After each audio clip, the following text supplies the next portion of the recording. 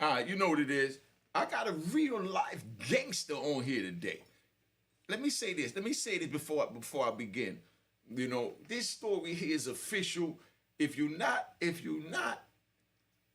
trying to know what a real gangster is, if you're not trying to be on a gangster channel, you got time right now to tune out because I got my man Big Red up here.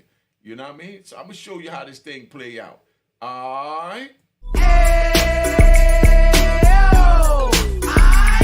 Keep it going, keep it going, keep it going, keep it going, keep it going, keep it going, keep it going, keep it going. Mecca what?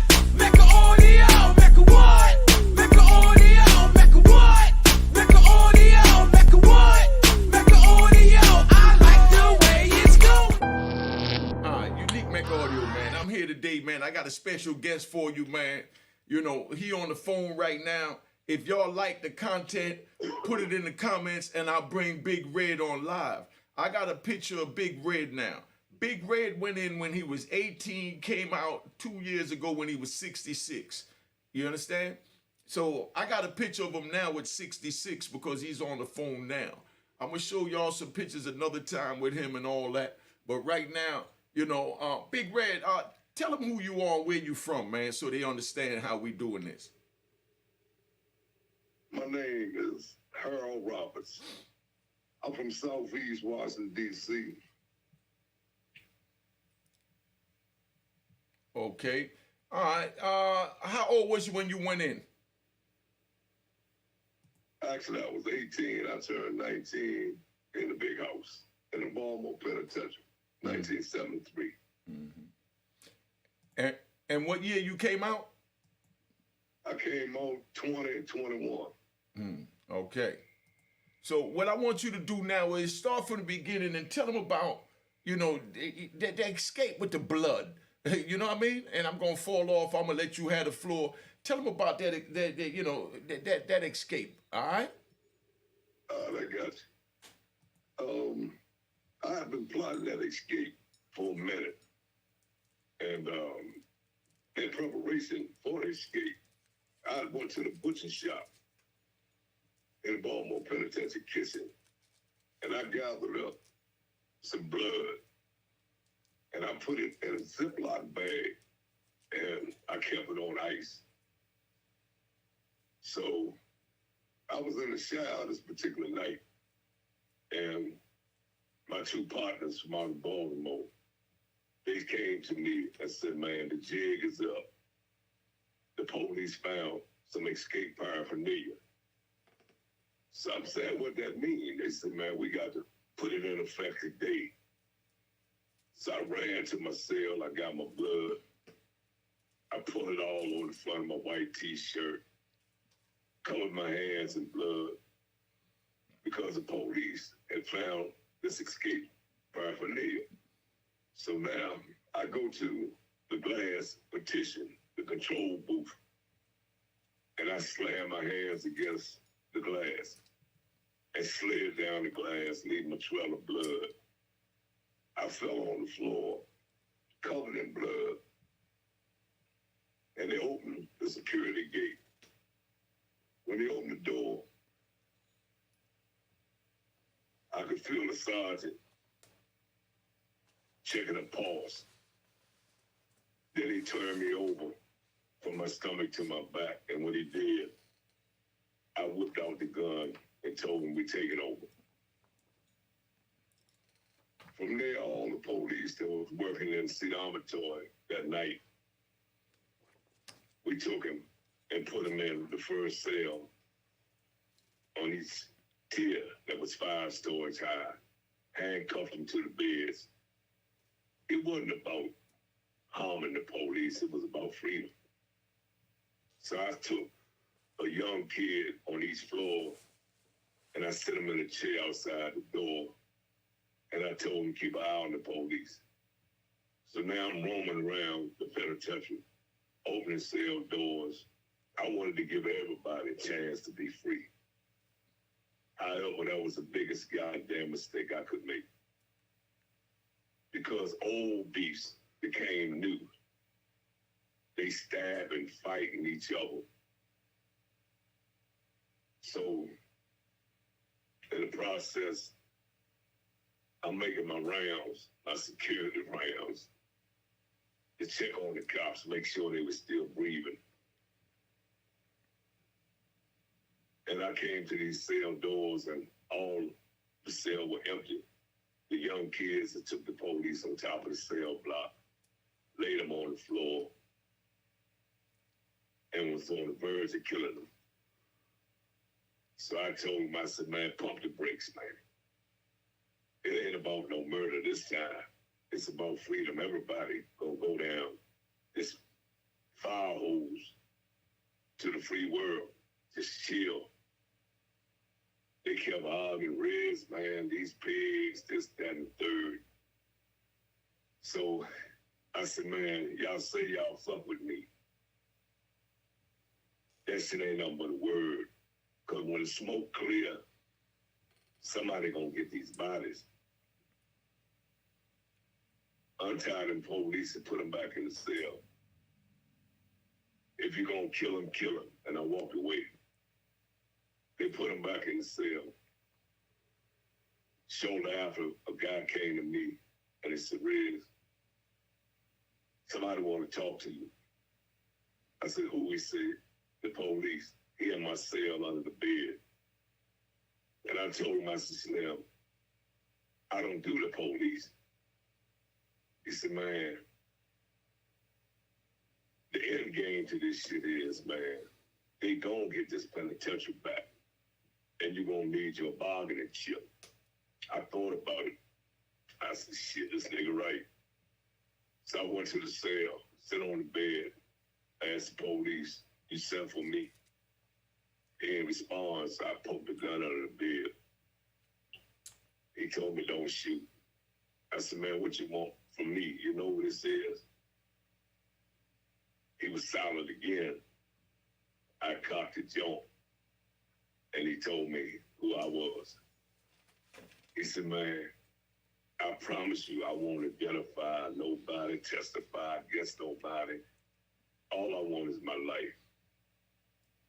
So I got his wallet, got his address, his ID, and everything off it. And I told him, I said, man, if you take something from me, I'm going to take something from you, and it might be something that you love.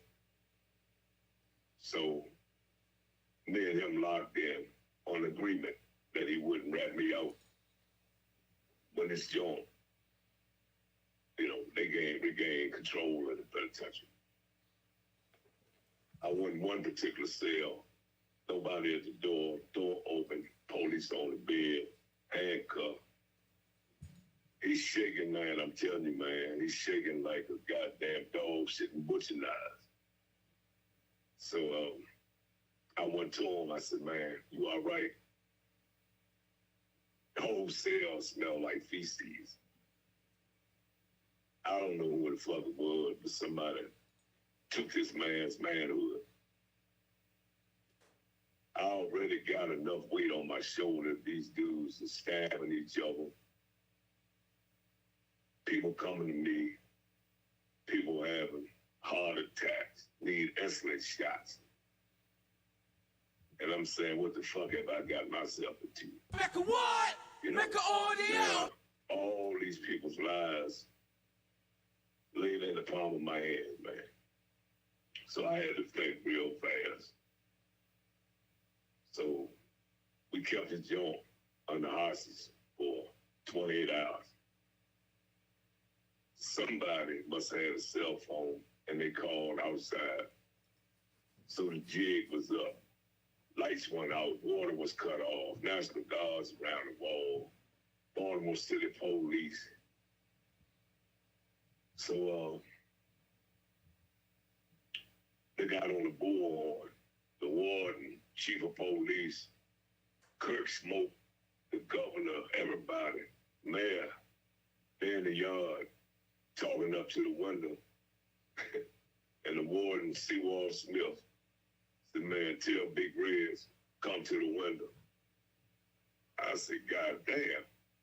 I said, man, you tell him that I'm locked in the cell. I'm not participating in this shit. So I went to a jailhouse lawyer. He typed up a little note. I dropped it out the window. And I told him that we were protesting against this or that, but the actuality was about escape. They didn't believe it. They ain't bite. So I had a homie who had just come off death row. And I'm going to kick his name because he old man. His name is Timothy Poole. And I promised him his liberation. They on top of the cell block, cutting through a hatch to lead to the roof. I climbed between the cell block with 2 fire holes on each shoulder, pistol in my waistband to the top of the 5 stories high to the roof. I get up there, dude, say, man, we almost there. So I'm stalling. But my man, Timmy Poole, I couldn't deliver. I couldn't give him his freedom. And he's still incarcerated to this day. So,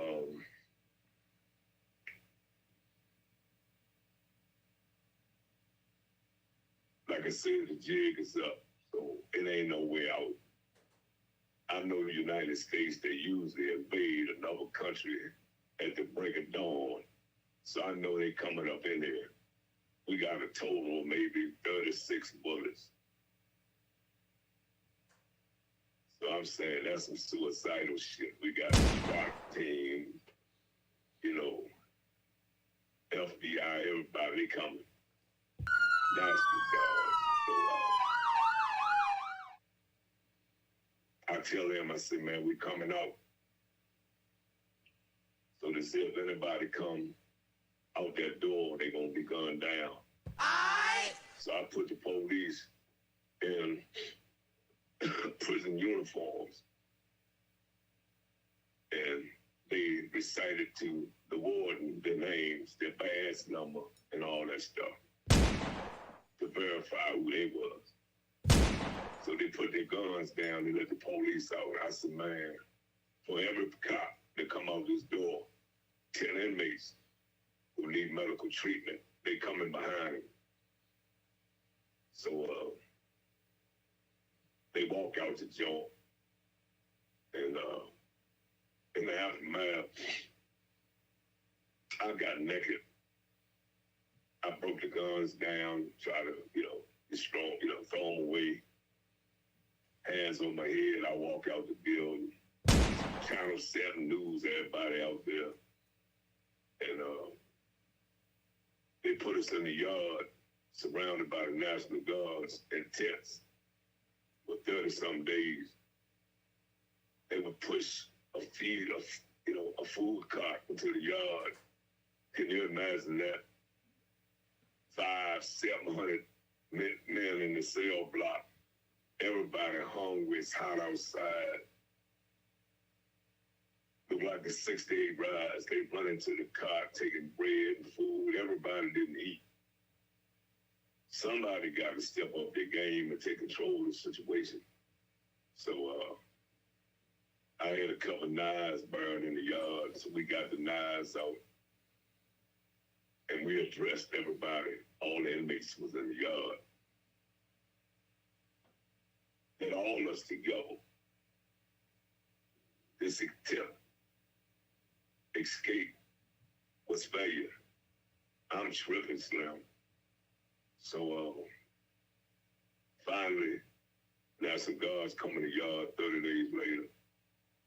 And they told us, they said, man, if you're not involved, you're not participating, step to the left. If not, then you step to the right. So maybe 100 of us stood strong. And they stormed the yard. Again, they got all kinds of weaponry, and we got knives, so, that wasn't no good look. And that's how that saga go, unique. All right, so, excuse me. That's my band, Big Red, man.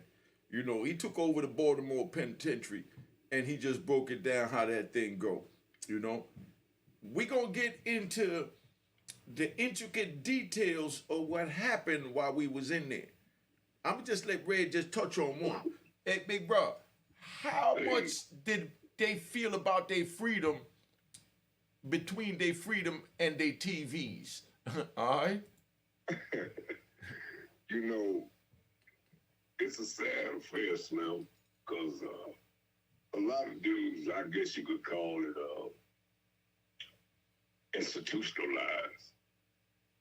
When TVs came on the scene, you could purchase a television in the commissary. It started out with black and whites. And so a lot of times the prison instigate a lot of chaos and fiction amongst other inmates. Everybody couldn't afford a color. And so they feel privileged, you know, to have a color versus a black and white. So a lot of those dudes that night, they was caught up like a tug of war. You know, I don't want to leave my TV and my family pictures and photo albums. So I'm saying these niggas is crazy, right? I'm giving you the opportunity to be free, you know, to reclaim your birthright, and you worrying about a goddamn television, right? So, convincingly enough, a lot of dudes went on and left the TVs and climbed aboard in this attempt to be free. Mecca what? Mecca audio.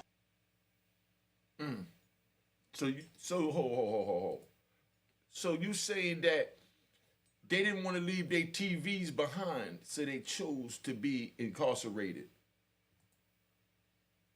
Technically, yes. Man, that's a hard one. So y'all understand that? Brothers got so institutionalized that Big Red gave them an opportunity to be free. They wanted freedom, but they did not want to leave their television. That's what we call it in the prison. Television, because everything on there is a lie. Even the facts is a lie. You know, because that's a man interpreting the facts in a way he want to manipulate it to make it fit his cause. So they didn't want to leave their television behind. So they said, Red, you go ahead, because I'm going to hold this TV down in this prison. Speak on it. You know, I think it might be a little more than just that itself, right? You're talking about being complacent, right? You're talking about freedom versus the penitentiary, something that you've been accustomed to for 20, 30 years. You know, being free is like foreign turf, like going to another country, right? And so a lot of dudes want freedom, but once it's obtained, where do you go from there? Where do you go? What do you do? You know, and a lot of them dudes wasn't ready for that because they wasn't really involved in the initial escape plot. So a lot of us, those involved, we had already planned it out. You know, like the saying goes, you fail to plan, you plan to fail. So we had a fit on what we was gonna do once we were free. So I'm telling them, you know, ain't nobody going down this fire hose until after the initial people involved touch the ground. And so, you know, unique, you know, penitentiary life, you know, some dudes ain't never gonna be free and they having relationships with the same sex. And, you know, it's a lot to go with this shit, right? You know, we talking about being programmed and indoctrinated for years and years, right? Not having, you know, to make no choices. Your day is mapped out for you in the penitentiary. You get up at a certain time, the bell ring, chow time, this and that. And so a lot of dudes had accepted prison life as being that, their life for the rest of their life, right? And so when you offer a new idea, a new way of doing things, and me in particular, right? I began to excel on the penitentiary yards, and I became in tune with my individuality. I knew what freedom meant to me, that I was willing to lay my life down in the name of liberation. And so either I die on the other side of the wall or I die in the penitentiary. And so I chose the other side of the wall, come hook or crook, you dig? I began to see with new eyes. I began to hear with a new way of hearing, you understand? And shit just began to unfold for me, right? Having 2 babies, 2 daughters, who I left in the street when they was like 10. 39 years later, they 50. I don't know how to interact with them, but I'm a fast learner, you feel me? So if I was gonna die, see, I came to the realization, Unique, that my loyalty, in actuality, it wasn't to the penitentiary yard. It wasn't to the street. It was to my family and people I love, my friends and so forth, right? And so I wanted to leave behind a legacy. And so I started writing books. But I didn't think nobody wanted to hear no story about my penitentiary life. Because people tend to think all we do is sit on our hands and watch TV and play basketball. But as you begin to mature and grow up in a joint, you see your mother and your family members, loved ones, coming to visit you, and you aging. They see the word of rage, the frustration, the stress, and all this shit written all over your face. Until you don't want them to see you like that no more. So you tell your mother, you say, Mom, look, G's up. Man, these highways and byways, don't lay it down, Ma. Send me some pictures of $2, $3 in spots, and I'm gonna make it from there. And so I asked myself, how is this shit affecting the people in my lives out there in the free world? My biggest photo Unique, was, it's virtually impossible to ask a woman, let's say, to close her legs for 40 years. So a lot of things we understand, but can we accept? So I knew in the passage of time that I had matured in a sense of mentally, psychologically, physically, spiritually, but not so much emotionally. It is. So it's a lot of building. There's a lot of that come with this penitentiary stuff. And so you reach the point where, death is inevitable. You're going to die. So what would you be willing to live for and die for? And I elected my freedom.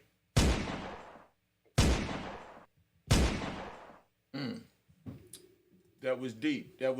That's Big Red, man. I don't want to give y'all too much in this one interview. I just wanted to introduce you to my big homie. Like I said, Red, I tried to break it down to these people watching, because like I said, I got a gangsters channel. You ain't gonna get a better voice than mine, because mine is official. There's other official brothers, so I'm not saying I'm the only official brother. Let's get that straight. Red is an official brother. This is a man that when I met him in the penitentiary, first of all, tell him why we say penitentiary, Red.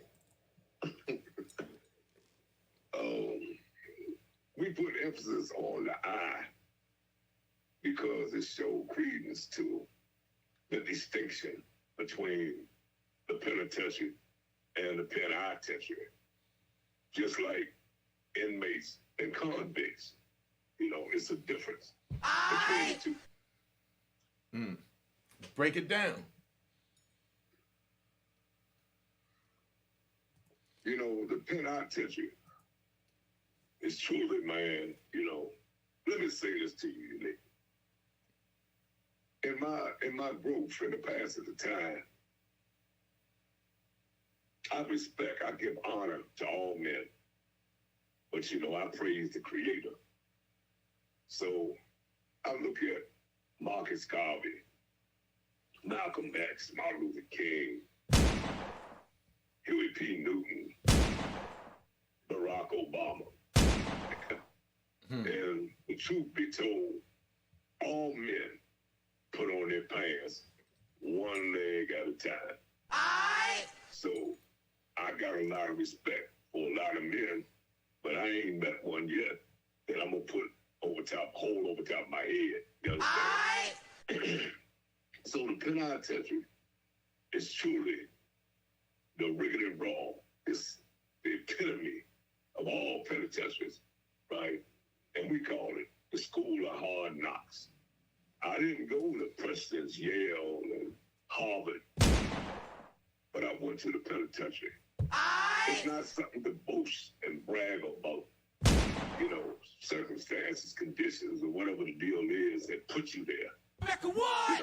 It's Mecca about audio. what you do while you up in that joint, right? And so it's like suffering. You suffer, you struggle lifelong in the street, in the joint, and you got to find meaning and purpose in the suffering, you dig? And so people tend to say all the time, why me? Why not you? Because if it wasn't me who went through what I went through, it would have been somebody else. You dig? So what am I to pass the buck on to somebody else? You know what I mean? And so occasionally I'm being asked. A female asked me one day, she said, man, what do you think, Rez, is your greatest asset? And I said, man, my ability to endure pain and suffering. She said, well, I can't take that from you. She said, but the truth be told, she said, man, you have insight and foresight. You see shit before it unfolds. And you gotta feel the things. Inmates, on the other hand, versus convicts. A real true convict, he will not compromise under any circumstances. It's no trinkets, not even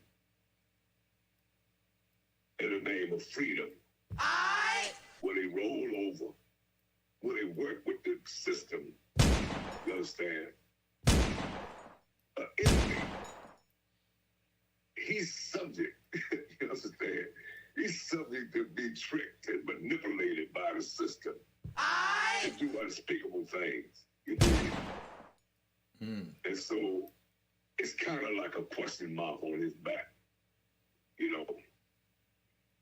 I always say, unique. I ain't gonna sell my soul for a jelly roll. So, did I show some clarity to that? Yes, you did. Yes, you did. That's Big Red, man. That's my big homie. I'm gonna get more into Red into another episode. I just wanted you to understand that, when you want man time, you don't pick your homies by your geographical location, not even by your bloodline. Because your brother might be a rat bastard. You know what I mean? Just keep it at 100. You know what I mean? And that separates him from you being on man time. So even though he got your blood pumping through him, he got some other form of blood going through him that made him go down the wrong path. Like I said, I don't have nothing against a rat. I don't like a rat. I can't stand a rat. Let's get that straight, you know? But once a rat is identified as a rat, you understand? You know how to deal with it accordingly. Just like you find a rodent in your house, you know? If you know it's a rodent in the house, you could identify and know how to deal with it. So what I do have a problem with is the rat bastards that sit there and hide the fact that they are rat. Right or wrong, Red? Talk to me. Yeah, true that. You know, like in the passage of times now, a lot of cliches and a lot of sayings and mindsets began to differentiate, began to change somewhat. You feel me? You know, like when we were coming up back in the days, you go to like today it's clubs or whatever. Back then in my city, it was go-go's. And so everything and everybody stayed, like they say, in your lane. See, I'm not in your lane, I ain't in your video. You know, the boosters was over here, the pimps was over there, the stick-up boys was over there, the drug dealers, and go on. And so it's only when you mix the two that it create a problem, right? Like apples and oranges are both fruits. But let's say hypothetically, if you went to Walmart, right, and you reached on the shelf and got a can of corn, it shouldn't be a can of pork and beans on the same shelf, on the same roll with the corn. You feel me? So we have a tendency, because a dude got $2, right? He ain't been tested and tried. See, a lot of motherfuckers that got a bankroll, they ain't never fell off a bicycle. You dig? And so if the system, the feds, or whomever they are, came to you and told you we're going to take away all the trinkets that you accumulated unless you roll over. So a lot of dudes don't see it that way. You know what I mean? Like, man, I hustle for this and that. And so you start dropping names and doing unspeakable shit.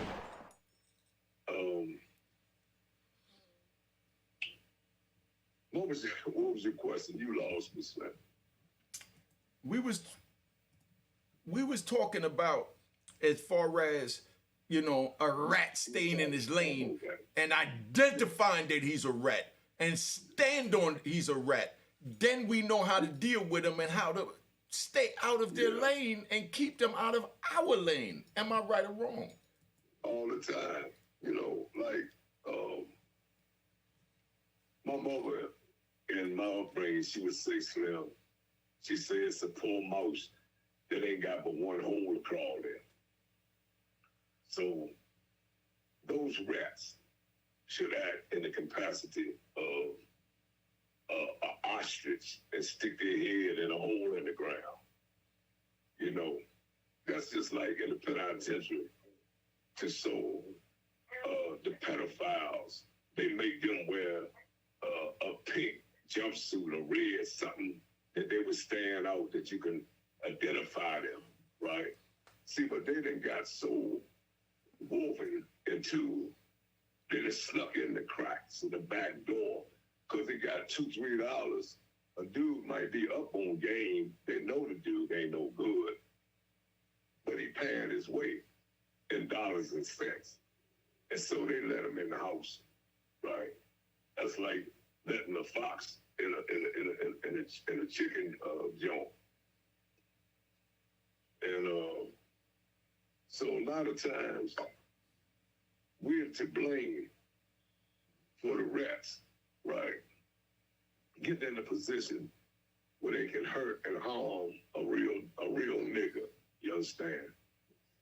And so a lot of times we hide them because they touching our hand with a few dollars. You understand? But it's because of a lot of rats that a lot of good men is up in them spots. You know, ADX.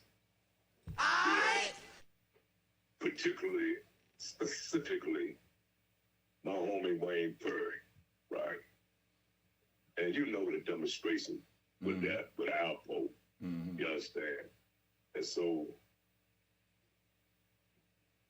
you know, just like niggas pimp females, niggas pimp niggas too.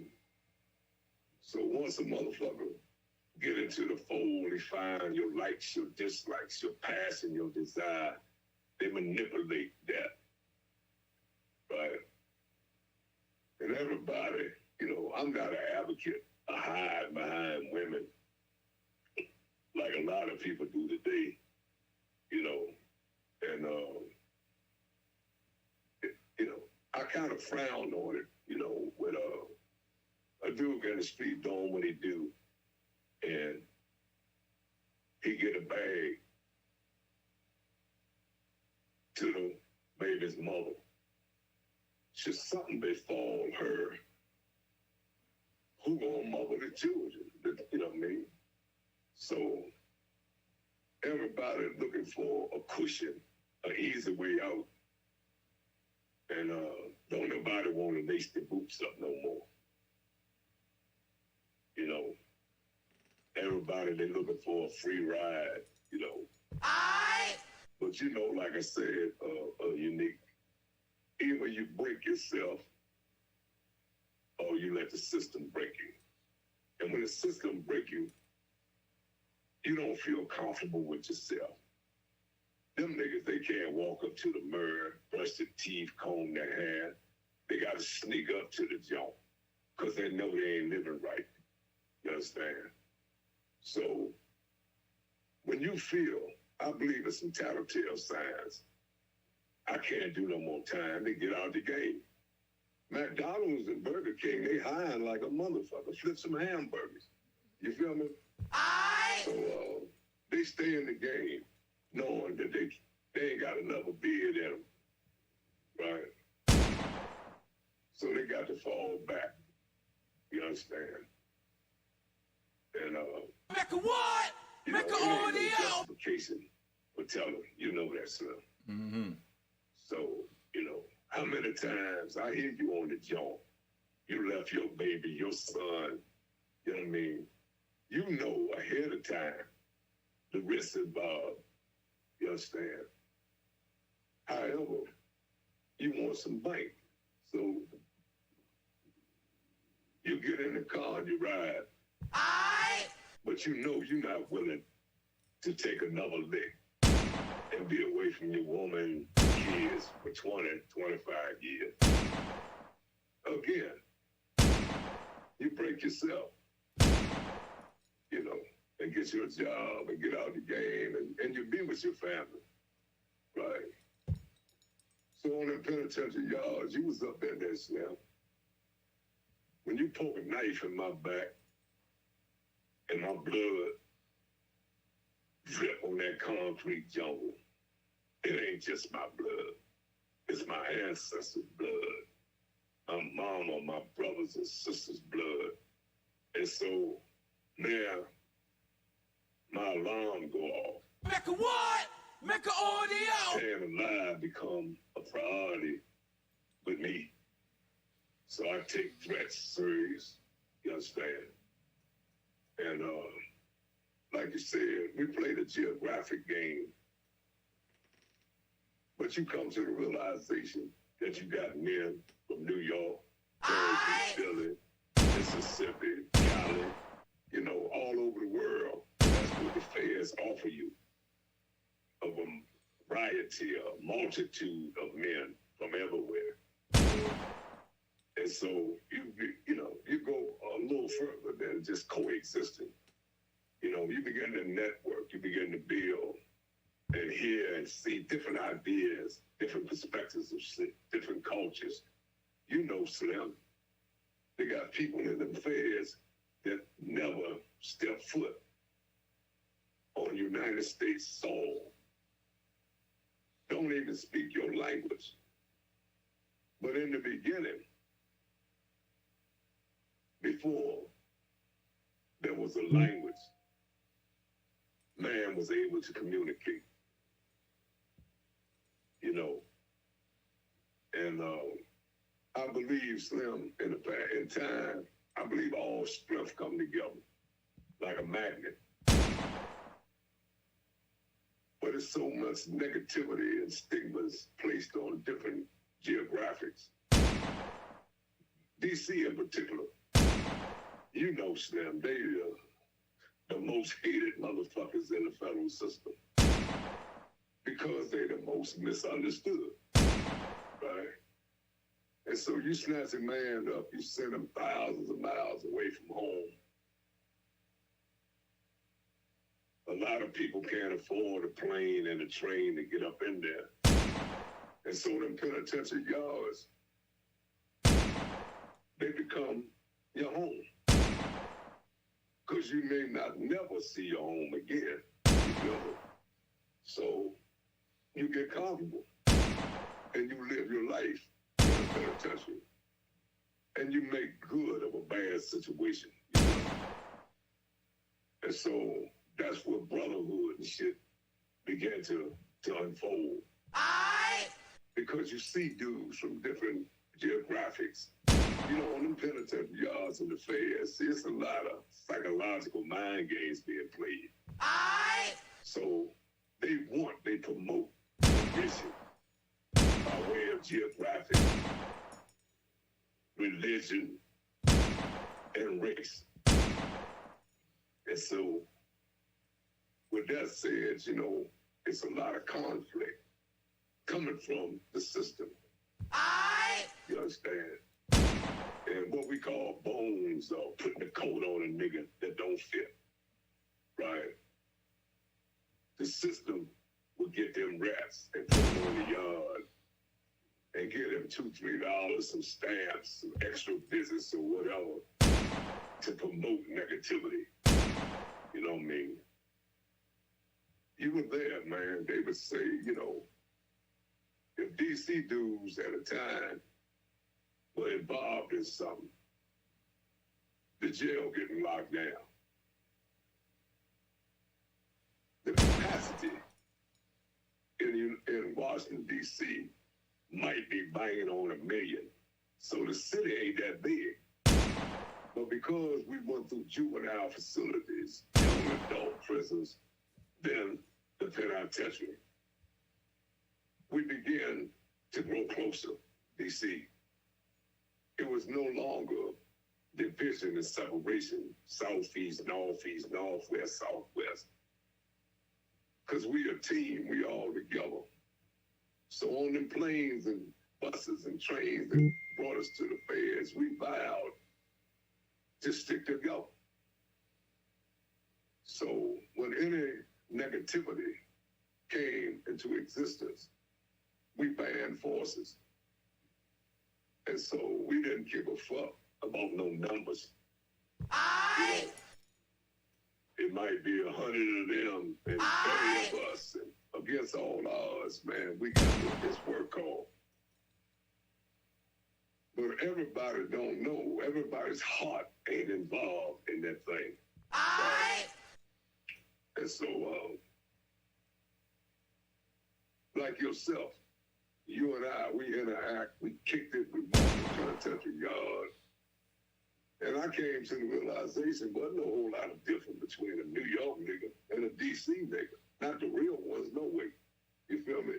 And that's why we began to bond. You know, we're going to talk about our bond later, man, so y'all understand. Like I said, this is my big homie from DC. I'm from New York City. You know what I mean? I got homies from New York City. I got big homies from New York City. I call all my homies big homies because they're all big as me. And some bigger. But we don't worry about titles and like Big Red said we all put our pants on one leg at a time, so that's what makes us equal. So if somebody want to feel they bigger or, you know what I mean, or got more because they got a couple of dollars, I had 30 cars, sold millions of dollars of cocaine, 20, 25 keys a day in Washington Heights, about 15 in Harlem, and I'm pushing out about 25, 40 keys, you know, every couple of days to go up and down the Eastern Seaboard. That didn't make me no bigger than the stick-up kid. That didn't make me no bigger than the dude hustling on the corner. He might have chose to hustle in a smaller magnitude, but he had the capabilities to do exactly what I did. Speak on that, Red. Yeah, true that. You know, like, you know, dudes come from different walks of life, right? You know, just like everybody can't be a doctor, everybody can't be a fireman, you know. And so, game respect game. The drug dealers have their game. And a lot of people frown on stick-up boys. And the mark of a true stick-up boy, if he on top of his game, he ain't never got to bust his gun, right? But you hear people say, man, he'll take from God and Jesus. That's some bullshit. Because if I respect you and you got $2 more than I got, it don't make no difference to me, right? So I'm not going to backdoor you and shoot you in the back of the head and go to your funeral and hug your mother and put down some fake tears when I'm responsible for you sitting in that motherfucking casket. So you got a cut card. You don't rob everybody, right? You know, on a street level, you know, Mecca what? Mecca audio. I dipped and dabbed. I wasn't no kingpin, that type of shit. But in between, because I'm a stick-up boy, in between a heist, I'm subject to make me a flip in the drug game. But even so, at a young age, I wouldn't sell drugs to a woman who was pregnant. You understand? I wouldn't sell drugs to my best friend's mother in exchange for sex. You know? And I might be wrong, Slim, because I wasn't out there doing that crack herb. So we wonder where this snitching originated from. So now you're selling drugs in hallways, doorways. Kids don't even ride bicycles and skates and jump rope in front of, you know, the apartment building, in front of the stoops and shit. For fear of a drive-by. A stray bullet, you know, ripping through a little baby or kid's body that's not involved in the game. So, just like the military, you know, people who are not in the life, then we call them casualties, right? They squares, right? They don't understand the game and the rules that we play by, right? So now, mothers and grandmothers, they got to come out their apartment sideways because all kinds of things, activities are going on in the hallways. So they fearful of their life and they began to be vocal and say, get it out my hall and da-da-da, you know what I mean? And so, not that I condone a rap, but what is the old lady gonna do, you know, to alleviate this problem, but call the police? I'm not justifying, I'm not saying it's right, you know, but goddamn, this is an old lady, right? So, I think we have to reclaim our neighborhoods and put it down. We got to get this shit a different look, Unique. and and stop putting $2-3 in front of our families and our neighbors and our friends and all that wild shit. Man, that was well said, man. That was well said. Like I said, I've been on here almost an hour, 50 minutes with my man Red. We're going to pick this up later. Y'all want to hear more with me and my man Red communicating, because this is, what I'm bringing you is, I'm bringing you a man time hour, you know? This is a gangster channel. So again, you know, if you a sucker, a troll, a flip-flop wearing in public dude, now's your time to tune off.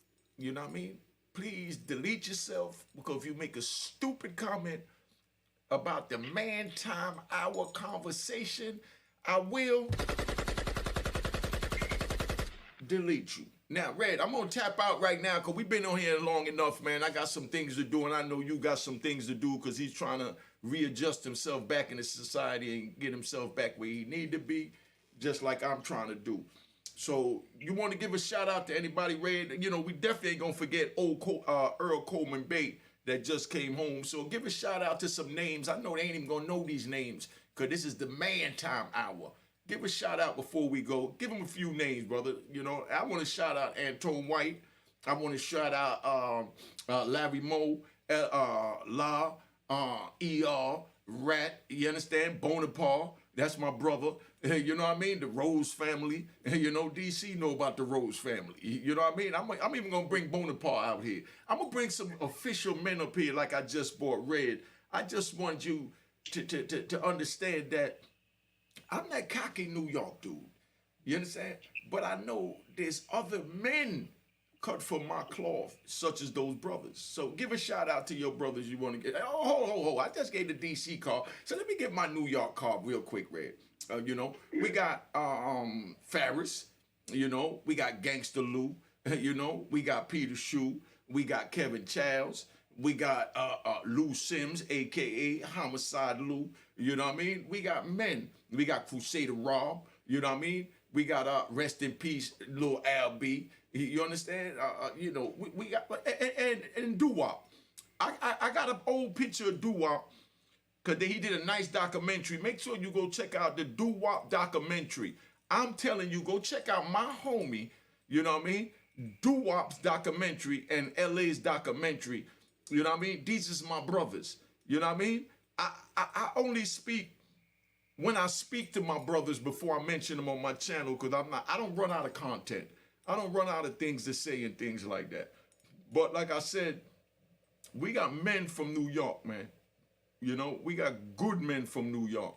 Just like we got good men from DC. We got Best Friends. We got Flex. We got D, you know, from Best Friends. We got Booby and the Booby Boys from Miami. You understand what I'm saying? We got Harry O from the West Coast, you know, Bo Bennett, Mario Villabona, C-Dog, Cass. You know, those are my homies that I want to shout out. Give your shout out, Ray, before we go. You know, at the top of my food chain, Slim, a special shout out goes to Antone White, cold-blooded man, right? I got big respect and kudos for this young nigga. You got John Turner, Larry Wallace, you got Goose, you got Silk. Man, I'll be on there all day, you know, so I'm gonna let that rest with that, man. All right, so this is where we tap out, man. It was a pleasure having you. You know what I mean? Check out my podcast at Unique Mecca Audio at Spotify, iTunes. Check out my Roku channel. You know, support a brother, man. You know what I mean? My Cash App, if you go to my Cash App, it's the one that says the Unique Mecca Audio was created in 2020, not the one that was created in 2023. So when you go to the Cash App, make sure you go in a little further so you know which one you sending it to. We working on trying to get the troll deleted. All right? So for that, man, Big Red, thank you for tapping in, big brother. I appreciate you more than cook food, because you've always been there for me. And, you know, this how we going to do it, all right? So just, you know, tap out for me. I'm out of here, man. Respects, man. All right, so that's what it is, man. Unique Mecca Audio tuning out. So let me give you my outro, and we out of here. Cheers, cheers, toast the crime, toast the crime, the crime, the crime, the crime.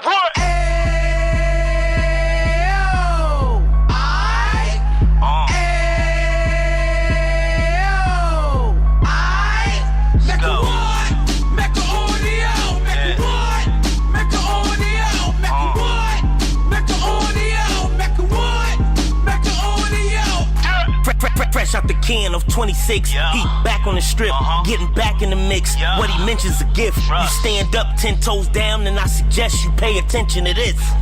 Take a little gully posse and put it in Harlem. He cut from the bottom, came up from the bottom. Drop the book, you should go and get it. The Instagram page and the YouTube, you could go and visit.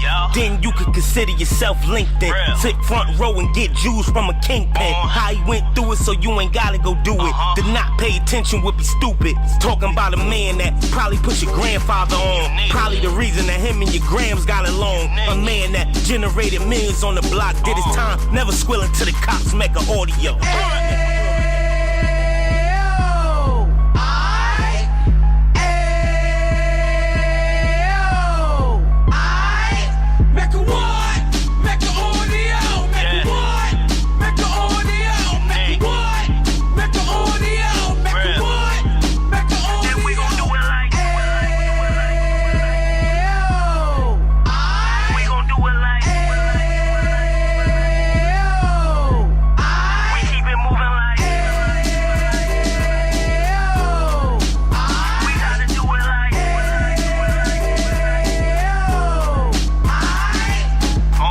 Get it live like 2 G's in the 90s. Drop top beamer so shiny. I let shorty go, she was whining.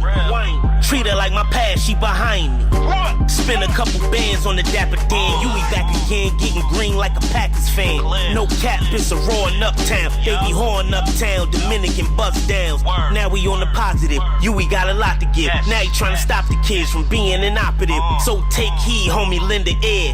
He started in uptown, he gon' finish dead. But now it ain't about selling drugs, buying cars. It's about buying property to make the community yours. So we can give back to the youth them. Cause they the truth them. And bless up to all the root men.